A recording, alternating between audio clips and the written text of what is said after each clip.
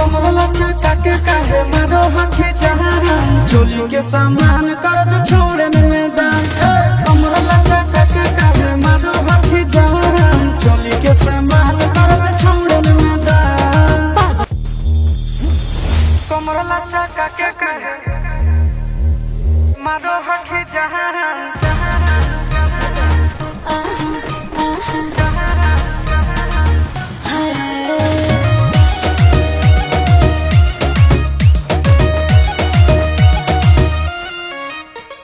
मैं हूँ चमक छलो रे साइड जरा चलो रे देख के जवानी मेरे हाथ ना है मोलो रे ए बाबू हाय मैं हूँ चमक छलो रे साइड जरा चलो रे देख के जवानी मेरे हाथ ना है मोलो रे मेरे होठ है बनारस के पान। हे डार्लिंग का कमला चका के काहे मारो हखे जहां चोली के सामान कर दे छोड़े में दान।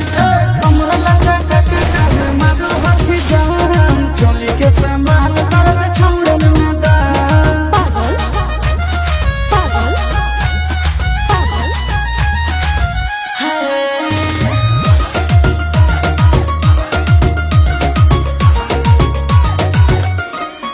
सुनो सजना रे लाडो कंगना रे मैं दिखा दूंगी लुटा दूंगी चीज अपना रे। क्या कंगना खिले ले पूरा पटना गे आज लहंगा में घटे दे घटना गे। अभी अभी तो मैं हुई हूँ जवान।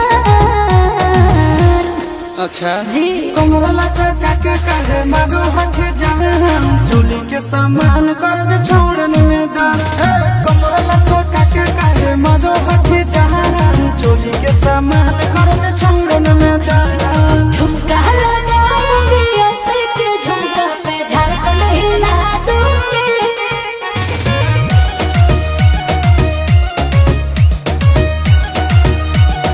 सुनो राना बाज राजा बजाओ बाजा मैं नाचूंगी नचाऊंगी दे दो धनो यादा। धनु सब तोरे हो हमर रानी गे लिख दे हमर नाम जवानी गे। चिंटू आशीष नंदन दे दो ध्यान। कमला चका के काहे मारो हखे जहां चोली के सामान कर दे छोड़े में दान। कमला चका के काहे मारो हखे जहां चोली के सामान कर दे छोड़े में दान। आओ ले लो प्यारे।